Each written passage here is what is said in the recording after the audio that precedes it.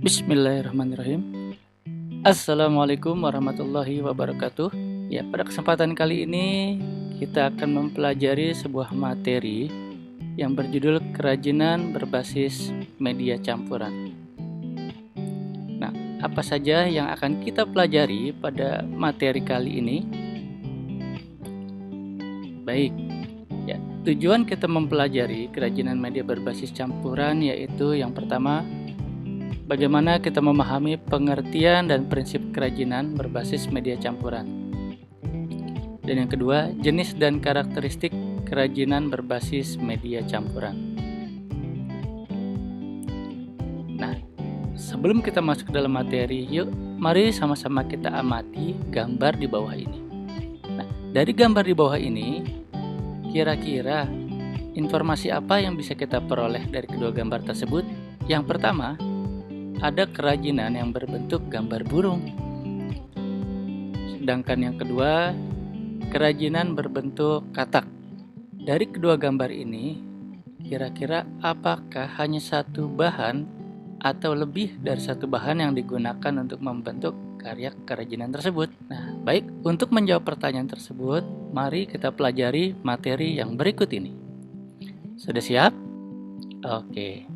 Pengertian dan prinsip kerajinan berbasis media campuran. Kerajinan berbasis media campuran adalah kerajinan yang dibuat dengan tujuan mengubah bentuk sebuah benda yang dominan terbuat dari satu jenis bahan, lalu dipadukan dengan bahan lainnya agar menjadi lebih menarik, tanpa menghilangkan fungsi aslinya. Tapi mengapa ya muncul kerajinan yang terdiri dari campuran media atau media berbasis campuran? Nah, beberapa hal ini yang menjadi alasan mengapa dibentuknya sebuah karya kerajinan menggunakan media berbasis campuran. Ya, beberapa alasan para pengrajin membuat kerajinan berbasis media campuran antara lain: 1. Adanya kekurangan bahan baku atau memanfaatkan bahan baku yang tidak banyak jumlahnya. Yang kedua, menghindari bentuk kerajinan yang monoton. Yang ketiga, meningkatkan estetika pada tampilan produk. Dan yang keempat, agar lebih terlihat modern karena dapat disukai oleh semua kalangan. Kekayaan ragam Indonesia dengan berbagai macam sumber alamnya sangat memungkinkan sekali para pengrajin membuat kerajinan. Ya, baik yang bersumber dari bahan yang alami, sumber bahan buatan, maupun menggunakan media berbasis campuran. Prinsip kerajinan berbasis media campuran. Yang pertama, penggabungan berbagai bahan yang tidak memiliki reaksi kimia tertentu yang bisa membuat bahan lainnya terkikis atau berkarat. Ya, maksudnya adalah untuk membuat karya kreasi media campuran, untuk bahan yang digunakan tidaklah bahan yang saling merusak satu sama lain. Yang kedua, bahan yang digunakan berbagai jenis bisa lebih dari satu. Yang ketiga, bahannya bisa merupakan bahan homogen, seperti bahan alam dipadukan dengan bahan alam, atau bahan buatan dengan bahan buatan, atau dapat pula menggunakan bahan yang bersifat heterogen. Artinya bahan alam dapat dipadukan dengan bahan buatan. Ya, yang keempat, masing-masing bahan memiliki karakteristik sendiri yang saling mendukung terwujudnya keindahan dari produk kerajinan. Yang kelima, penggabungan bahan yang dilakukan harus dapat menyatu dan dengan bahan lainnya, sehingga terjadinya kesatuan dan keharmonisan, di mana bahan yang dipadukan haruslah bahan yang saling mendukung, sehingga menciptakan sebuah nilai kerajinan campuran tersebut. Inilah prinsip kerajinan berbasis media campuran. Nah, sampai sini apakah sudah bisa dipahami? Alhamdulillah kalau sudah dipahami. Yuk, kita lanjut kembali. Petunjuk sebelum melaksanakan perancangan produk. Yang pertama, menyederhanakan bentuk dengan mengurangi atau menambah produk kerajinan berbasis media campuran. diistilahkan dengan stilasi. Menyederhanakan bentuk dengan cara mengurangi atau menambah bentuk. Prinsip yang harus dilakukan dalam tahap perancangan tersebut adalah sebagai berikut. Yang pertama, pesan eksplisit pada produk harus jelas. Apakah sebagai produk fungsional atau produk hias?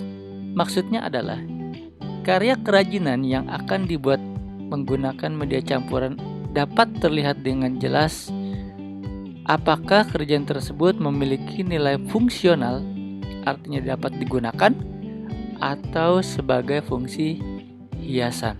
Yang kedua, pesan yang bersifat implisit pun harus diperhatikan. Apakah produk membawa pesan informatif atau prestis? Yang ketiga, bahan yang tersedia sejak awal dapat menjadi modal perancangan produk kerajinan. Namun, dapat pula bahan yang dibutuhkan disiapkan setelah perancangan tersebut. Yang keempat, produk kerajinan sebagai materi asal untuk dilakukan penyederhanaan bentuk harus disiapkan. Apakah bentuknya berupa gambar ataupun dalam bentuk langsung? Yang kelima, perhatikan pula penghematan bahan agar produksi dapat dilakukan sebanyak mungkin dengan berbagai bentuk rancangan. Namun, tetap dengan memperhatikan fungsi-fungsi yang sebelumnya kita bahas. Kerajinannya tidak bersifat monoton, kemudian disukai oleh setiap kalangan. Nah, inilah contoh stilasi. Ya, pada tampilan ini terlihat ya, hiasan kepala penari Bali yang sudah disederhanakan menjadi hiasan ruangan, sekaligus kap lampu dengan menggunakan paduan bahan logam dan kayu, serta besi sebagai penyangga. Yang kedua, merubah bentuk produk kerajinan berbasis media campuran yang dikenal dengan istilah deformasi. Selain dengan cara menyederhanakan bentuk atau stilasi, kerajinan berbasis media campuran dapat pula dilakukan dengan menggunakan cara merubah bentuk hingga menjadi bentuk yang benar-benar baru. Deformasi ini diartikan sebagai perubahan bentuk yang terjadi secara permanen. Coba perhatikan pada gambar, produk kerajinan terbuat dari kayu. Meskipun tidak terlihat jelas paduan bahan yang digunakan, namun sesungguhnya kursi ini memiliki campuran bahan kayu yang dibentuk sedemikian rupa hingga tidak nampak. Fungsinya sebagai kursi, namun bentuknya sudah dirubah sehingga tidak menyerupai kursi yang sebenarnya. Nah, sampai sini bisa dipahami kembali? Baik, kita lanjutkan. Jenis dan karakteristik kerajinan berbasis media campuran. Yang pertama, batu. Batu terdiri dari batu permata atau batu mulia dan juga ada batu akik. Berikutnya logam. Logam juga banyak jenisnya, seperti perak, emas, perunggu, besi, dan titanium. Selanjutnya adalah plastik. Plastik juga banyak jenisnya, seperti botol, kantong, gelas, perabot dapur, perabot rumah tangga, dan berbagai produk plastik lainnya. Kemudian ada kayu. Kayu adalah bagian batang atau cabang serta ranting tumbuhan yang mengeras karena mengalami lignifikasi atau proses pengayuan. Yang berikutnya ada keramik. Keramik berasal dari tanah liat. Keramik memiliki disiplin ilmu tersendiri, maka kerajinan yang berasal dari tanah liat secara familiar disebut dengan keramik. Baik, beberapa ini adalah contoh yang merupakan padu padan dari beberapa bahan yang sudah melakukan proses campuran.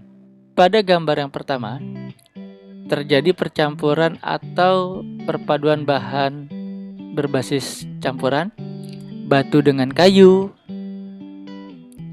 kemudian batu dengan logam, ada pula logam dengan kayu, logam dengan batu, dan logam dengan kerang. Contoh lainnya juga dapat kita perhatikan pada gambar berikut ini. Plastik dengan logam, plastik dengan kain pita, keramik dengan kain, keramik dengan rotan, kayu dengan logam, dan kayu dengan kaca. Nah, demikian untuk penyampaian materi kali ini. Mudah-mudahan bisa dipahami bersama-sama. Lebih kurangnya mohon maaf ya, diucapkan terima kasih, dan sama-sama kita akhiri dengan membaca kalimatul hamdalah. Alhamdulillahirabbil alamin. Ya, diucapkan terima kasih dan assalamualaikum warahmatullahi wabarakatuh.